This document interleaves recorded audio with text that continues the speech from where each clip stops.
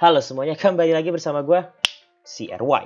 Oke, jadi untuk video kali ini gue ingin membahas salah satu anime yang tayang 7 tahun lalu. Ya, 7 tahun lalu ya, waktu itu gue masih bocil SMP. Kenapa gue ngaku bocil mulu? Ya, kata gue kayak penjahat. Oke, jadi ini adalah gue bahas salah satu anime harem yang sangat populer 7 tahun lalu. Dengan pewarnaan dan penggambaran yang sudah mulai maju, mengingat zamannya itu adalah dimana fandom atau fanbase anime di Indonesia berkembang dengan pesat seperti sperma. Oke, ya kan?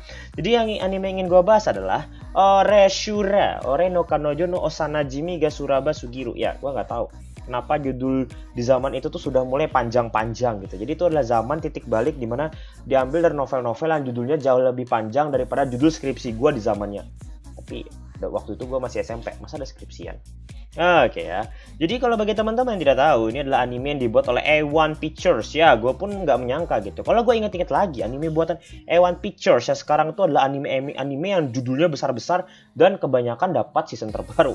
Contohnya Sword Art Online, Kaguya-sama dan macam-macam. Tapi kalau kita membahas anime di zamannya sebelumnya, di waktu yang lampau, mungkin waktu itu A1 bukanlah studio yang sangat populer seperti sekarang gitu. Tapi waktu itu populer karena mereka juga bikin SAO gitu kan. Oke, bertanya adalah apakah season 2 dari anime ini akan segera rilis? Nah, itu yang menjadi permasalahan ya. Soalnya apa? Bagi gua nih anime nanggungin auzubillah gitu endingnya gitu. Padahal ceritanya bagus sekali bagi pecinta harem gitu ya. Jadi bagi lo yang gak suka harem ini sangat membosankan. Tapi kalau lo suka harem dengan isi cewek-cewek yang punya karakteristik yang berbeda-beda, ya kayak Love Ru, ya itu maka lo bakal suka gitu. Tapi kalau misalnya lo suka anime dengan jalan cerita yang keren, dengan konsep yang sudah ditata dan juga awal yang menarik, makanya pasti kau lebih tambah suka sama anime ini gitu kan.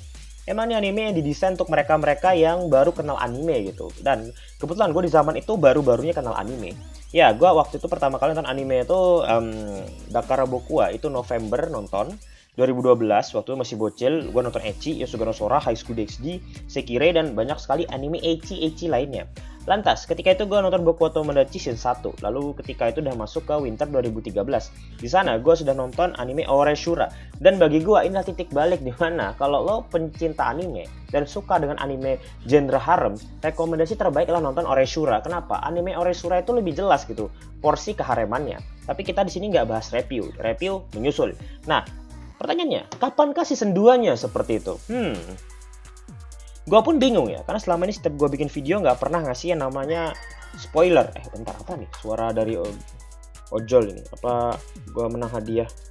Oh, dapat duit gue. Ya udah.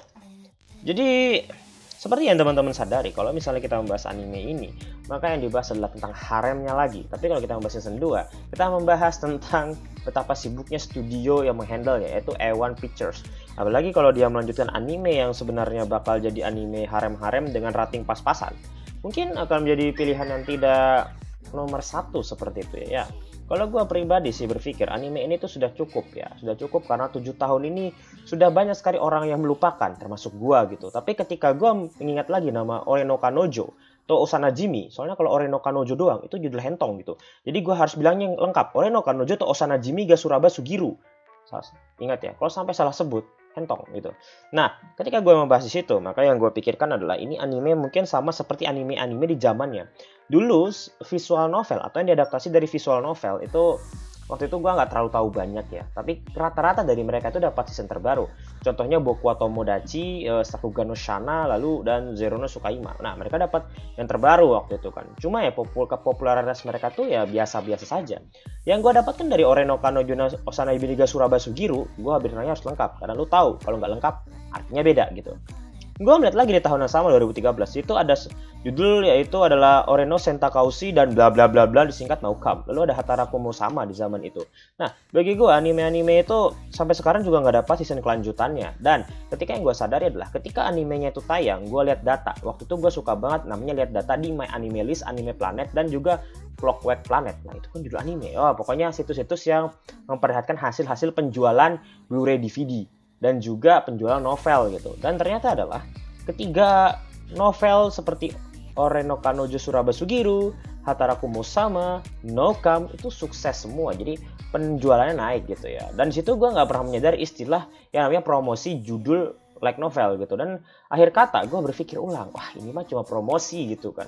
Promosi pertama mempromosikan judul, yang kedua mempromosikan nama besar Ewan gitu. Ewan yang sekarang kita kenal menjadi studio yang sangat ganas gitu kan. Itu kan juga harus promosi di zaman belum populer gitu.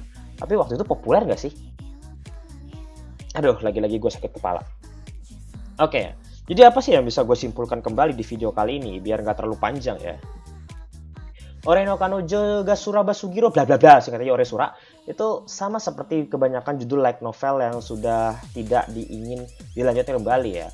Dibikin ending yang seperti itu supaya kita dipaksa menonton lagi, membeli adaptasinya maupun novel maupun manga, dan itu terbilang sukses. Dan mungkin kalau kita sadari, membuat light novel itu jauh lebih mudah daripada membuat anime. Ingatlah, penjualan anime dan light novel, kita nggak tahu mana yang lebih untung sebenarnya. Tapi kalau misalnya light novel itu terjual sangat besar banget ya, nggak rugi bikin animenya gitu. Memang pada dasarnya anime itu nggak jadi sebagai puncak dari adaptasi sebuah karya. Memang ada puncak adaptasi karyanya. Karya itu adalah orisinil alias manga atau novelnya itu sendiri. Di sini gue hanya bisa mengatakan persentase kemungkinan Oresura itu akan dilanjutkan adalah 50-50. Kenapa? Karena anime di tahun yang sama 2013, Kota Urasan juga termasuk, itu nggak dilanjutin lagi gitu ya. Padahal semua judulnya bagus gitu. Gue paling menunggu No Come sih sebenarnya untuk dilanjutin, tapi ya nggak masalah sih ya. Paling nggak gue bisa ulang-ulang untuk nonton Coklat bukan dari Nekopara ya, tapi dari No Come. Jadi itu aja sih yang bisa gue sampaikan di sini ya. 50-50 gue nggak tahu karena gue nggak berani bilang nggak ada. Tapi kenyataannya ya 7 tahun ini ya nggak ada apa-apa gitu ya.